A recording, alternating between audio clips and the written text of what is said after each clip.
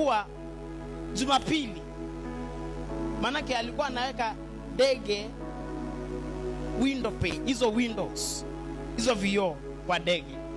Sasa siku moja, manake alikuwa anapata pesa nyingi sana, akasema mimi siwezi kuacha kazi hii ambayo iko na malipo mengi namna hii. Jamaa siku moja akachukua mtoto wake, wakaenda kulisha on Sunday. Na walipokuwa analisha on Sunday, alipochukua tu fimbo apige ng'ombe, ule mkono ukavunjika on the spot. I don't know what happened, but alipokuwa anagonga ng'ombe hivyo, akakanyanga hiyo kamba ya ng'ombe, akavunjwa mkono. Sasa alipokuwa hospitalini, sauti ikamkujia ikamwambia, acha hiyo kazi nitumikie, acha hiyo kazi nitumikie. Listen, alipotoka hospitalini,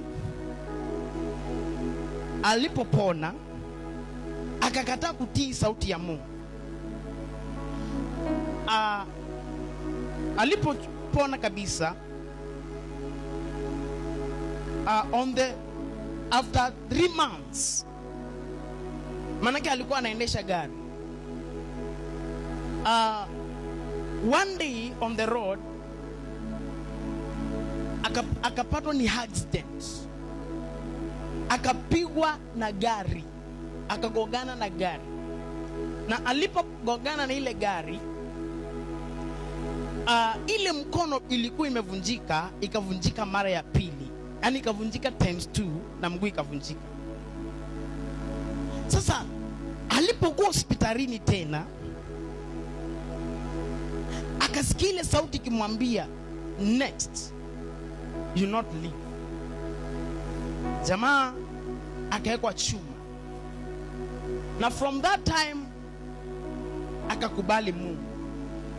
Nataka nikuoneshe consequences za sauti ya Mungu inakuita, but you are rejecting the voice of God.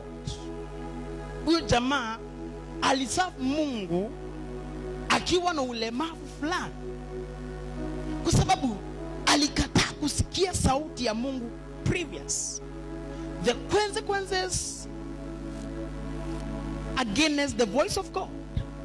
And sasa katika maisha yake, historia yake anaelezea kwamba alikuwa na wito, lakini hakuwa anasikia wito. Yani inamaanisha shetani anachukua opportunity katika nafasi ambayo umempea, anachukua kile ambacho ni chema, anabadilisha maisha. Tunasikilizana? So ndio maana nimekuambia story ya Jona. Mungu akamuita, Mungu akampea mandate ya kwamba aende Nineva akaokoe wana ambao walikuwa in the wickedness. Na on the process akakataa wito, akakimbilia Tarsis.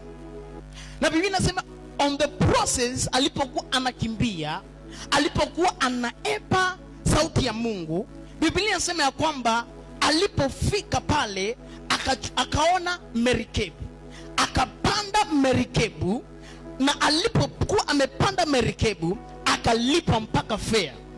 Nataka nikuoneshe how things they get tough when you go against the presence of God.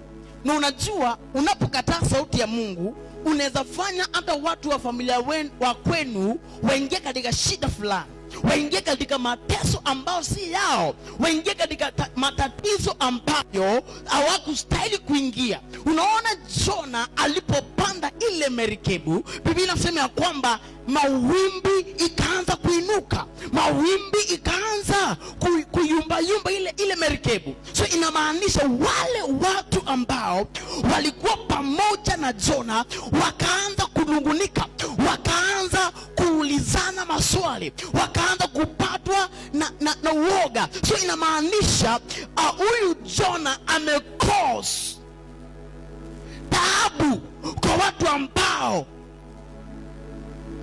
hawakuwa wanahusika, hawakuwa ambao hawakuwa wanatarajia kuingia kwa matatizo.